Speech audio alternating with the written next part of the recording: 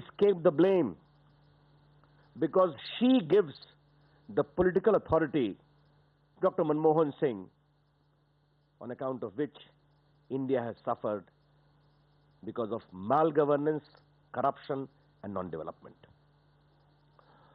मित्रों, एक बहुत प्रतिष्ठित अंतर्राष्ट्रीय मैगजीन ने डॉक्टर मनमोहन सिंह को अंडर अचीवर कहा है। उनकी उपलब्धियां बहुत ही असंतोषजनक हैं। ये कोई नई बात नहीं है। भारत का आम आदमी तो बहुत दिनों से बोल रहा है कि doctor Manmohan Singh ji under achiever हैं, देश में विकास के लिए दिखाने को कुछ नहीं है। तो जो भारत का आम आदमी बोल रहा है, जो देश बोल रहा है, वो आज दुनिया बोल रही है। और ये टाइम मैगजीन वही है जिसने कुछ वर्षों पहले डॉक्टर मनमोहन सिंह को दुनिया के 100 बड़े प्रभावशाली नेताओं में बताया था, उन्हें क्रम संख्या 19 पे स्थान दिया था। दुनिया के नेताओं की प्रशंसा करने और उनसे अपना सर्टिफिकेट पाने और मार्केटिंग से अपने कुशासन की सच्चाई को छुपाया नहीं जा सकता है। डॉक्टर मनमोहन सिंह की 9 साल की सरकार के कारण भारत को बहुत कीमत चुकानी पड़ी है। विकास के क्षेत्र में, रोजगार के क्षेत्र में, राजस्व के क्षेत्र में, सुरक्षा के क्षेत्र में, और सबसे बड़ी बात, आज दुनिया में भारत की साख पर बहुत बट्टा लगा है, बहुत कमजोर हुई है भारत की साख। यह बहुत पीड़ा की बात है कि दुनिया में अभी इस बार की धारणा बन रही है कि भारतवर्ष दुनिया के सबसे भ्रष्ट देशों में से एक बनता जा रहा है। बीजेपी ने बहुत दिनों से यह चर्चा की है, अपने प्रस्ताव में भी कहा है कि डॉक्टर मनमोहन सिंह की सरकार आजाद भारत की एक सबसे भ्रष्ट सरकार है।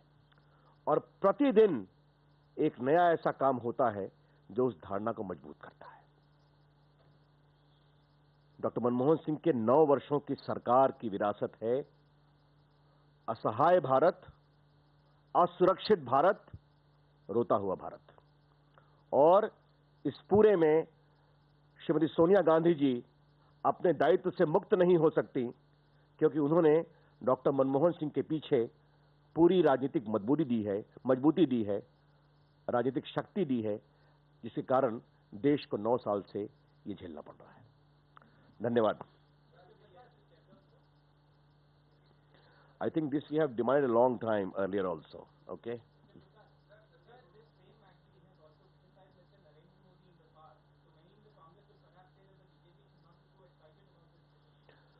Well, there is no question of any excitement. Narendra Modi's record of governance is too well known.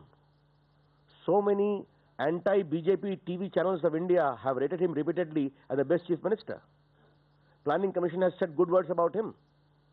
But today, Manmohan Singh used to publicly say to us in the parliament that you criticize me, but what the international magazines and media writes about me, you never take notice. Therefore, my again point, what India has been saying for a long time, the world is saying. Amitabh?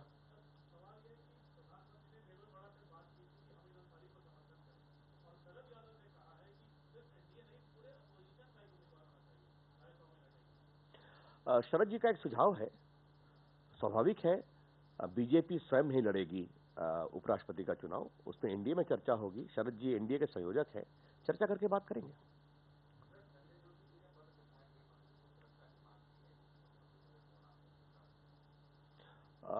मुझे इसकी जानकारी नहीं है, लेकिन अगर उन्होंने मांग किया है तो अपनी सुरक्षा के बारे में प्रयास करने का सबको अधिकार है।